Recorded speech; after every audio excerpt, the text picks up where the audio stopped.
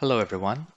This tutorial is going to be a quick introduction to the Matlab environment or programming language, which is developed by MathWork. So I do have the Matlab already open and we can see the main window. What we see here is we do have a bunch of toolbars at the top with a lot of buttons. And here on the left-hand side, we do have the current folder, which basically is the folder that you currently have open in your Matlab, and all the files that you will be running will be used from that folder. Down here, you do have the details section. So the details section will be where if you choose a document, it will show you some information about that file that is from the current folder. And in here in the middle, you have the command window. And this basically can be treated as a command prompt where you can directly write your code and see the outputs as you type them. So just to give you an example, let's say I want to introduce a variable and I called it a equals 1. If I press enter, I see that a equal 1 is shown on this command window because it's an input and output form or window. Now, also, as I typed a equals 1, you see on the right-hand side where is called the workspace, we do have now a variable name that is a with the value of 1. So the workspace is basically the short memory of your Matlab. This is where all the variables that you define will be stored, and you can use it to later on retrieve information from those variables or interact with them, mainly if you were to use the workspace as an intermediate way to connect Matlab and Simulink. Now, these are the main portions of the main window. Now, we said that at the top you do have 3 buttons. So the home button or tab is basically where you will have most of the things that you need to work with. Mainly, we would need to create new scripts, and there are different ways you can create new scripts. But by clicking on the new script, you will see a change in the layout. So let me just go ahead and click new script. So as I click on the new script, we see that an editor panel is now open, and the command window is now minimized so that the editor has room for us to start typing. Now, what editor does is it's going to help us create new files or documents that basically hold a collection of lines of commands for a Matlab script. And what we can do with this is we can run all that bunch of code at the same time, or we can sectionalize our code and then run them in different sections. We will get through that shortly. But basically, the editor will help us edit a bunch of code lines that can be saved in a document or in an M file or a script, and then use them or use multiple of them in combination to run more complex code. But something else that has happened also is as I open the editor window or a new script that caused the editor to open, we see that now we do have new tabs here. So the editor, the publish, and the view. These tabs will only appear if you do have your editor open. Otherwise, you would only see the other 3 tabs that were originally there, that are the Home tab, Plots tab, and Apps tab. Now, before we get to the editor tabs and buttons, let's go back to Home and discuss some of the other things that are here. So here you basically, in this section of File or group of file buttons, you can work with the files, create new scripts, create folders, find files, and compare them. In the variables, you can work with the variable information. This will be useful if you were to import data or information from other documents or other source files, for example, Excel files or CSV files that are generated by other programs, and then use them to either run some algorithmic processes on them or save them or store them in a different format or plot them and visualize them for other purposes. You have the code section, which basically helps you clean your code and make changes so it's more accessible to you and whoever else may be using it. We have the Simulink button, which basically will open a Simulink environment, which is a visualize version of Matlab that can basically be more informative and visual, but may also have its own shortcomings and disadvantages. We will get to Simulink in another video, and we will discuss the applications and use cases for the Simulink environment. And then you do have the environment, which is the layout, the preferences, basically how your overall layout for this software will look, where each of the windows will appear, for example, the one that we discussed, and your preferences and settings, which will be what are the things that you will be interested in having your MATLAB environment look like, feel like, and perform. And the add-ons section is basically going to help you to add additional packages to your already basic or original MATLAB installation that will help you run specific tasks. For example, if you're using MATLAB for control purposes, the basic MATLAB package won't come with the control package. So you need to either purchase the MATLAB package or add-on separately and then add it through this process or this section, or buy a bundle that does have the control environment in it. There are many different environments or packages that MATLAB is selling separately because not everybody needs to work with all the packages or add-ons for MATLAB. So this is just to make sure that it is more accessible and modular so everybody, whoever is using it, can get the best of it. And then you have the help section for the resources, community, and whatever you need to learn more about.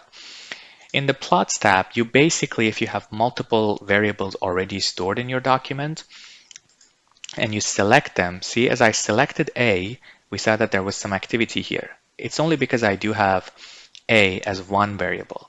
Now, let's say I go and introduce X equals a variable from 1 with the step of 0.1 to 10. So we see that now I do have the X variable stored here. And as I click on X, because it's no longer a scalar, so it's not just one value, it is a vector with 95 elements. When I click on it, I see that there are some options for me to plot. So if I click on any of these options, which are basically the different types of plots I can get, depending on my needs for, or the type of data that I have, I will get a plot from it. So as I hover over one of them, it will show me the quick description or the tooltip that will explain what this button will basically do, which is plot, which basically is going to plot something for me. So let's click on the first element here, the plot. And as we do, we see that a new window opens and it basically plots the X variable for us. And we see some information here. It's the first time we're opening this window, so it's telling us some tutorials. We're going to close this and then we look at the actual data. So we see that what it basically does, it has from 0 to 10 and then from 0 to 100, which is plotting the data index because we have 91 elements, and it's telling what each of those have in value from 0 to 10. This will be more interesting or more explanatory if I do have a variable y that I'm going to assign to be sine of x. So if I now press enter, I see that I have x and y in my workspace. And if I hold control and select x and y, or just make sure that I have both X and Y selected, and then click on the plot button, I should see a sinusoidal plot, and that is what I see here. So this plot tab will basically help us interactively create plots. But we can do this as well using the code or the script. When I click on the plot, notice that in the command window, what I'm seeing is the plot X and Y. So it basically writes the code for me and executes it for me with a click of a button. And that is the interactivity of this. You may not really use this, but it's just there for if you were to use it or for more beginner level users to learn how to interactively work with Matlab. The next tab is apps. The apps is basically a collection of scripts, tools, and other things that either Matlab is providing or users can create and develop or publish on the Matlab app section. What they do is basically they help you or they give you tool sets that can help you visually work on certain aspects or certain topics or fields. For example, if we look at some of the examples that are here, the first one is, for example, the optimization. If you hover over it, it says optimization is to help you set up and solve optimization problems. And it is from the Optimization Toolbox 9.3. So this basically helps us some optimization problems where we need to find the maximum or the minimum or the optimum points for a certain value function, or if you're solving an optimization problem. Next, we see a PID tuner. So PID tuner is helpful when we are dealing with PID controllers. What this will help us will be with tuning, which is basically finding the gains of a PID or the proportional, integral, and derivative controller in a visual way. We will look at this later on when we talk about control topics, but this is just an example of how these tools can be useful. So if I click on the PID tuner, for example, we should see that a new window opens, and the new window will have a bunch of information for importing systems, analyzing those systems, and then visually changing the tuning parameters and seeing the results of that tuning parameters.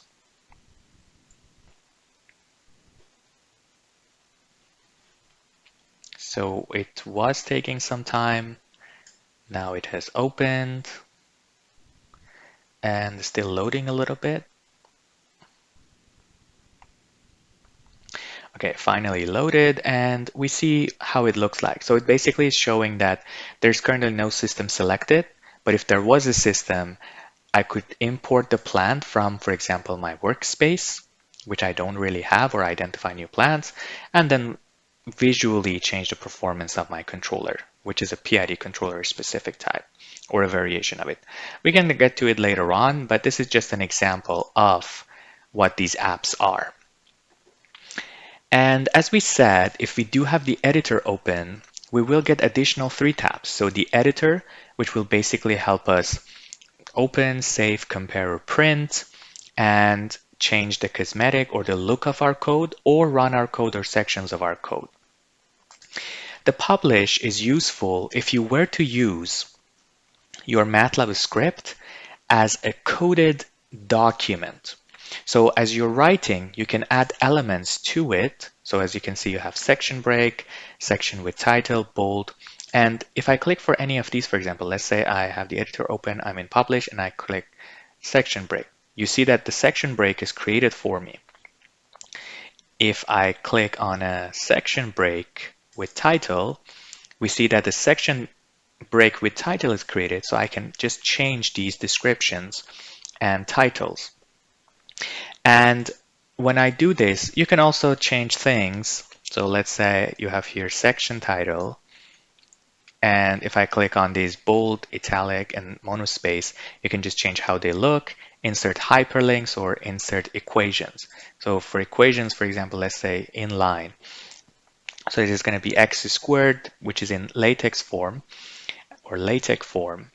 And you also can do other edits, like if this is a piece of code that you want to add or display the LaTeX. So this will be like this. And as you do, and if you click on publish, it will first ask you to save it. So I have not saved this. I'm going to give it a name, call it test1, and I'm going to save this document. And then I click on publish, and it shows me that there is an HTML document here. So the HTML document is created.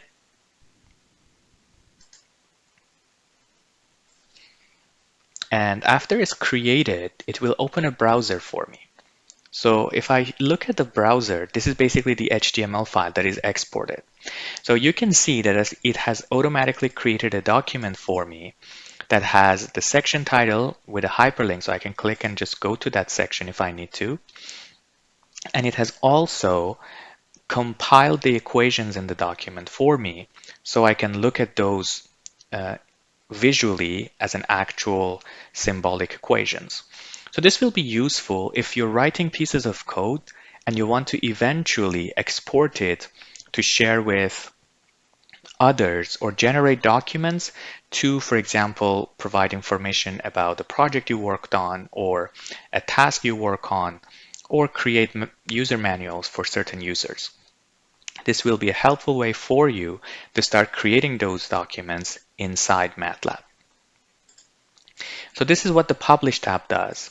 And then you have the View tab, which basically can help you again look at how your environment looks and change it to your own needs and preferences.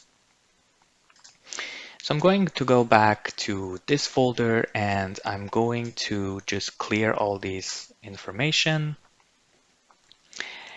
And we are going to get to simply looking at how you can introduce variables and then plot the variables with lines of code inside the editor. So we already introduced X and Y, but what I'm going to do is I'm going to start over. I'm going to use the command clear.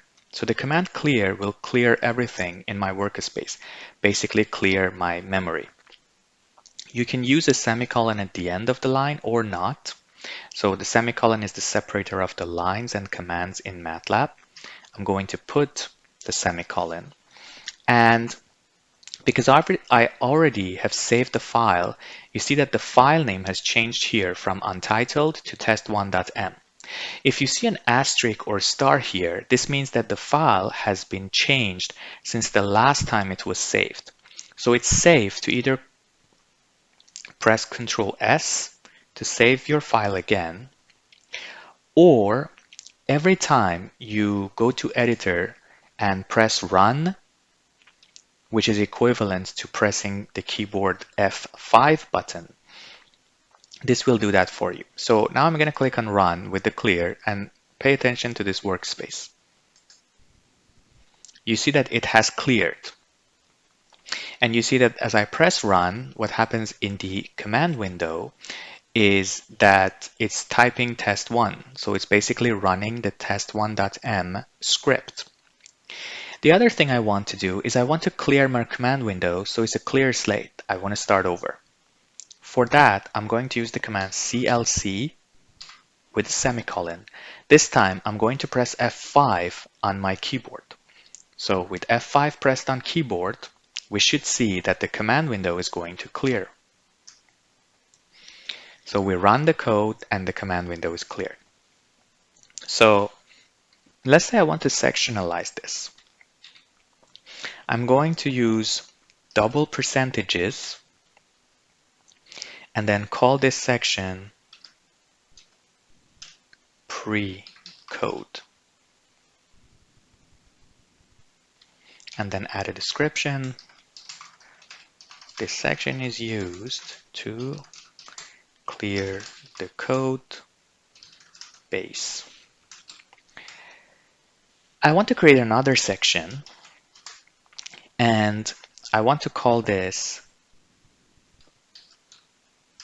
variable. So I add a description of this section is used to define important variables. So again here, I'm going to introduce x equals 1 with the step of 0.1 to 10. I use a semicolon at the end. If I put a semicolon at the end when I define a variable, Matlab will not show the actual variable elements in the command window. If you remember last time we introduced x equals this vector in the command window, we didn't put a semicolon at the end, and it started typing up all the elements of the vector for us. I use a semicolon to keep it clear in my command window, so it is defined and is stored in my workspace, but it is not showing me all elements in the command window. Now if I go ahead and press run, I see that X is created with 91 elements, but I don't see any output in the command window. That's what I wanted. But notice that when I press run, I'm actually running all the sections in my code. Alternatively, I can only use or choose to run one of the sections that I want. For example, I want to clear my workspace, but I do not want to introduce the variables yet. With that, if you see as I click on these sections, you see that on the left-hand side, there's this blue bar appearing. It may be different depending on the version of Matlab you're using. It used to be a color yellowish in the previous Matlab versions, but now they have changed the look of it in the newer version, and it looks like a bar that you see on the left-hand side. And while I'm in this section, the pre-code, if I click on Run Section or Control Enter on keyboard, we see that this is only running the pre-code. So it's clearing my command window and clearing the memory, but it doesn't go to the next section, which is introducing the variables. Now, if I go to the next section and press Control Enter in my keyboard, which is equivalent to running the section, I see that now X is introduced and saved in my workspace or memory, and I can use it to do other things with the X variable later on. So now that we have done that, let's introduce Y and keep it equal to the sign of X. We're going to also use a semicolon again because we don't want it to type everything or the outputs or the values of Y in the command window. And we're going to run this section only. So we see now that we have X and Y. We said earlier that we can use the X and Y to plot before we use the plots tab here to plot them. Now we're going to actually use code to plot them. So I'm going to type plot, which is what is used for plotting in Matlab. And I'm going to say plot X versus Y. When I do this, we see that as I type plot and open the parentheses, it is showing me a help, which is also a newer feature in this latest version, that shows you all the information or all the possible inputs you can give for that particular function. And the function here is plot. So I can put X and Y variables. I can put as many as X's and Y's combinations to plot them or overlap them. And I can also give some line specifications. Let's just start with the simplest form. So we're just going to do plot X and Y, and I'm going to again run this section. As I do, the plotting window opens, and the plotting window shows that I do have a sign for the X value that goes from 1 to 10, and the Y value, which is a sign range, which is from -1 to 1. Now, something I can do is I can dock this into my workspace or main Matlab window. So if I click on this small arrow that says dock figure 1, we see that the dock or the figure is now docked into the main window, so it is appearing where my workspace was. Now my workspace has changed to a tab, so I can go back and forth with my figure and my workspace. Now docking is useful if you're going to make changes to your figures and you just want to see what the changes are right away without having to close and reopen your figure window. So as we said, let's see what other options we have for plotting. So I plotted the x versus y, which was my sinusoid.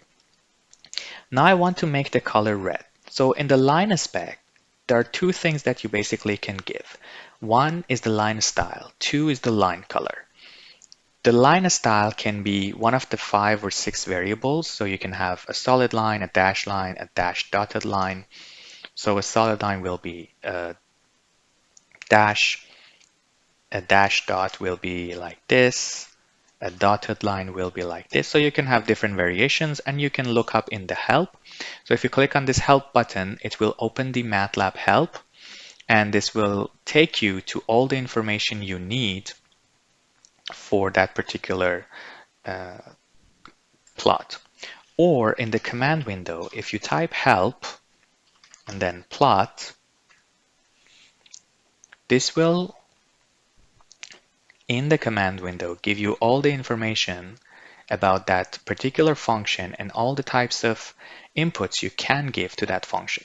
So you see, for example, here, this is giving us the characters we can use for the markers of these elements. That is the other thing you can put. So it's the line style, the colors, and the markers. So these are the colors.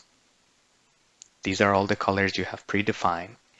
These are the types of markers you can use, and these are the type of lines you can use.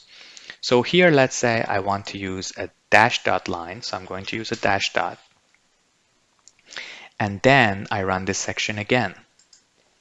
And what we see is the plot is now changed from a solid line to a dash dot line. Additionally, what I want to do is I would like to make the color red. So I add red, which is red color, run this section again, we see the color changes to red. And if I were to add markers, we can add markers, for example, circles. I use O to use circle markers and then run the section again. And we see that these circles are appearing as markers of the points where we do have an actual value and everything else in between is just adding or attaching these circles to one another to getting the actual plot. Now let's say I'm looking at this and I see that it is very slim and I want to make the line width a little bit thicker to make it more visual. For that, what you can do is you can add line width as an input option for the plot and then make it to whatever value you want. By default is 1. The larger the value is, the thicker the lines will be in your plot. So let's run this again. Pay attention to the thickness of these lines. And we see now that this boulder is thicker and we can see it more visually. Something else that I notice here, so there are many different options in the plot function that you can add and play with. And again, if you look at the help file, you will see what are the different variations that you can use. So as you can see here, you can, for example, change the marker color, marker size, marker edge color, and some other variations that can be helpful or some other functions that are similar to plot here. But right now I'm looking at this and I'm seeing that the x-axis is starting at 0, but my value is starting at 1. So what I want to change is I want to change the start of x to 0 and the end of x to 10, or I can change the limit of my x-axis to start from 1 instead of 0. So I'm going to say xlim. This is another function you can use. And it's going to get a vector with two elements, the start of x and the end of x. Doing this, running this section,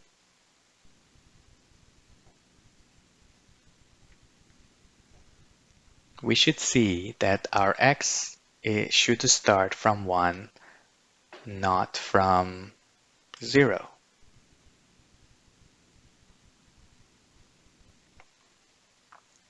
Sorry, it is starting from 0. I should change this to 1. Okay, now we see that it's starting from 0, starting from 1, not from 0. So I have a full length of my diagram here. Additionally, I want to add information to my plot. So I want to have an X label.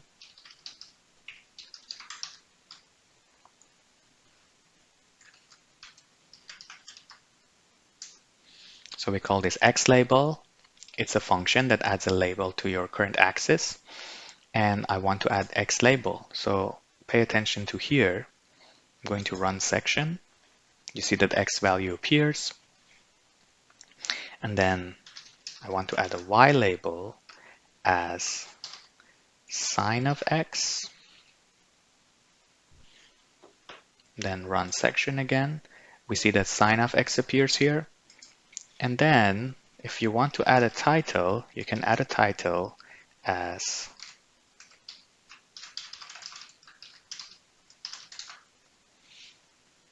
whatever title you want. Running this gives us the title. Now remember that for any of these options that you're using, you do have full control. So you can change the look of the axes, the font sizes, the actual fonts themselves, or the interpretation of what you're going to use. For example, if you have complex equations or notations in your plots, you can use a Latex interpretation to add that complexity or the visual to your look. For example, let's say I want to add the X value. I want to change it to a Latex interpreter. So I can add a comma, and you see that in the newer version of Matlab, it is actually giving me options of what are the things I can change. So I can quickly from this drop-down list choose one, and then it will suggest some of the values. So here I want to change the interpreter. And as I do, it understands what I have chosen, so the interpreter, and it gives me the option of which one I would like to use. I want to use a Latex interpreter, which means I want to write Latex code and I want it to interpret it for me. So I will choose Latex. And here, for it to interpret that for me, I can put $2 for the beginning and end of my X value. And this will basically say that this is a Latex string. Now with this, let's say we run this again and pay attention to how this X value changes. You see that how it becomes different, more mathematical. Now in LaTeX, note that the space doesn't exist. So if you actually want to keep your space, you do have to have a backslash, forward slash to make sure that the space character is recognized. So we see that the X value is there. But it is most useful if you were to actually use mathematical notation. So let's say I want to add X value and then put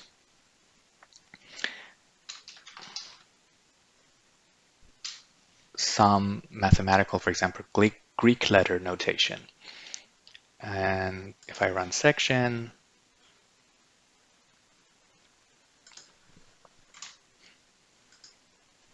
okay, we see the sigma sign here, which is very useful. Or if I were to add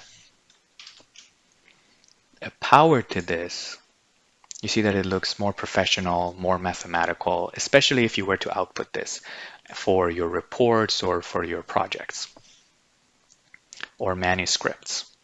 Additionally, you can add grid lines. So if I say grid, by default, if you just use the grid, it will switch the grid on and off. So already we see no grids on this plot. So if I just put grid, it will turn it on, or I can force it to turn the grids on. And if I run section, we see that the grids appear on this plot.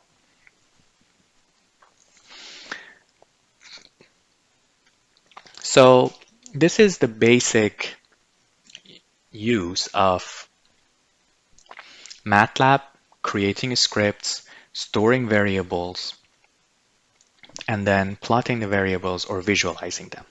Now, there are many different combinations of these that you can use together to create more complex code, more complex diagrams. But we are just covering the basics for now. And one last thing that I would like to touch on before we leave this tutorial is how to export your diagrams or plots in the best quality possible. So to do this, I am going to go here and first undock figure 1. So I want to go to that figure look. And in here, to be able to save your plots in the best quality possible, what you would need to do is you would need to be able to export them in vector quality. Now, to be able to export these in vector quality, Matlab gives you a couple of options.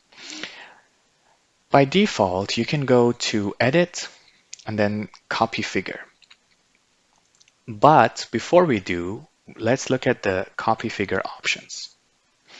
If you go to Copy Figure options, by default, the clipboard format or how your figures will be copied when you use Copy Figure from the Edit menu, they will be in meta file, which you may lose some information. Or they may be by default in preserve information, which is a meta file if possible. This lets Matlab decide if they can use a vector or if it's a very complex Matlab figure and it wouldn't be possible to save it as vector form and give you either a vector or a raster image. Or bitmap, which is a raster image. So you would like to have the meta file whenever possible because that will give you the best quality. But sometimes the figures are too complex, so you wouldn't be able to have that quality of vector. So if your clipboard format is not in meta file, choose meta file and then press OK. This makes sure that whenever we are saving this figure, we are actually getting the best possible, when we are copying this figure, we are getting the best possible output in the vector quality, and then we can paste it in our reports. Now to do that, I am going to click Edit and say Copy Figure. We see that it's working a little bit, making sure that it has all the elements in the clipboard. And then I'm going to open a Word document.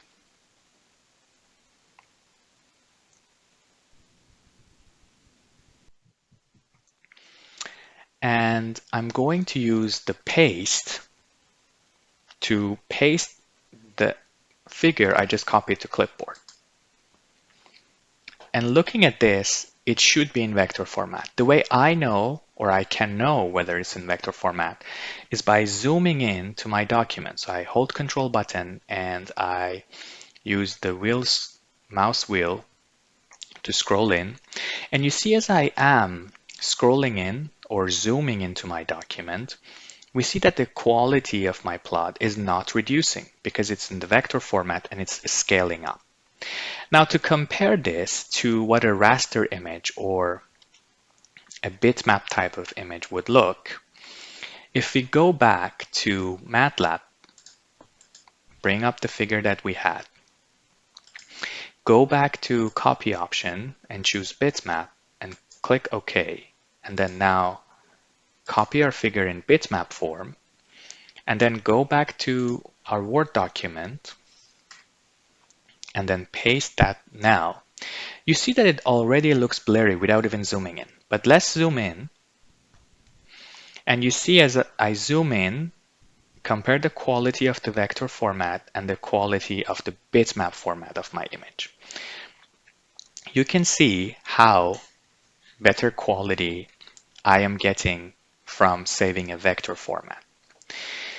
The other option you have to export in a newer version of Matlab is they do have this export button now here that you can save the figure that you have or copy the figure that you have in three different ways. So you can save it, which allows you to actually get a physical file. You can copy it as image or copy it as vector graphic. So if I click on copy as image, go back to my Word document, delete the other image that I have and paste the new one, we see that it has a bigger size now, so it looks a little bit better on the surface. But if I zoom in, I will see again that the blurriness is appearing. So I don't want the bitmap format. I want to get the vector format. Now, if I go back, I go to this export and I click on the copy as vector graphic. What this one does, in comparison to what we saw from the edit copy figure option, is that this option actually is going to make sure that it's maximizing the view of your plot as it's copying it to the clipboard. So if I click on this, go back to Word document, and then for comparison, paste this right below the other figure that we have, and then clicking on the two. If you see when I click on the first one that I copied from the edit copy figure, you see that there are some blanks around my plot. This can cause issues when you try to fit in properly your figure in some document. But if you look at the export option, you see that the margins or the blank spaces around my plots are minimized to 0, so it gives a more complete, better look as I try to fit this figure somewhere in my document. And if I zoom in, I see that the quality does not degrade and all my information are properly stored in the better form. The other advantage of saving files or exporting your figures in vector format is the size. So for example, for this figure that we just plotted, we can go back to Matlab and try to save the figures that we have in vector format and in bitmap format. So let's say we want to say save as, which is what we are using to save. And for the figure, we're going to say the current figure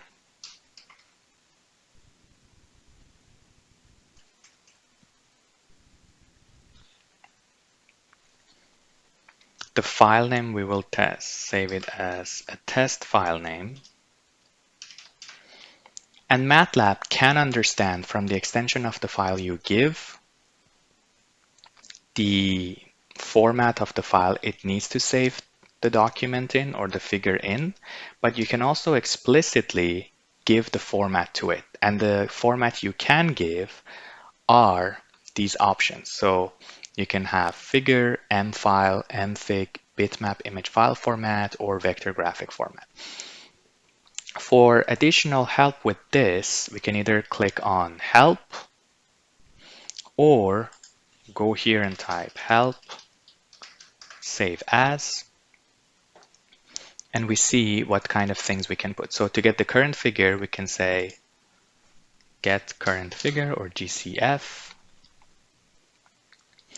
And here are some of the examples for the formats. If we go further up, we can see that additional formats can be included.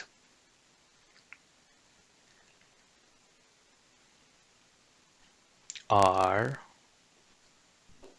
for example, EPS. You can also do SVG, but here let's just say we're going to do bitmap. So I'm going to only save the figures. To do that, I'm going to create a new section, say save figure on file.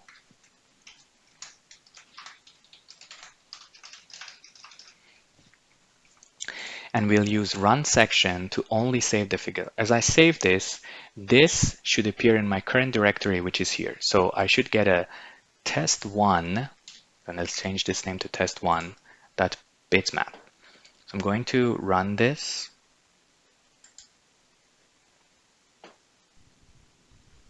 And we see that the test bitmap is created. As I click on this, we see that the bitmap file is now being previewed in the preview or the file information panel section here.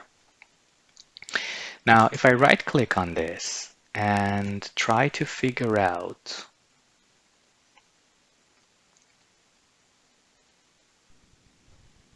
so it doesn't actually show me the file size.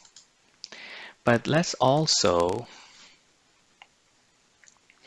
save this to SVG format. So I change the .bmp to .svg, and I'm going to run this section again. So I should save an SVG file appearing here. So I see that the test SVG is appearing here. It's not showing me the preview because it's more complex to render, but it's much higher quality when it's imported properly, and it has less file size. So if I were to compare these two, say, go to the File Explorer, and then I can look at the file sizes, and I can see that the test file in SVG format is 96 kilobytes, whereas the bitmap version of it is 1600 kilobytes. So you can see the difference in the size as we have the vector format and the bitmap or the raster format for our plots. So this is very important to learn how to export your plots in the vector format and use them in vector format. It will be very useful as we will get into other tutorials on how to use Matlab for other purposes and how to import these plots and visualization into your documents, project reports, manuscripts, and theses or other applications you may have for these plots.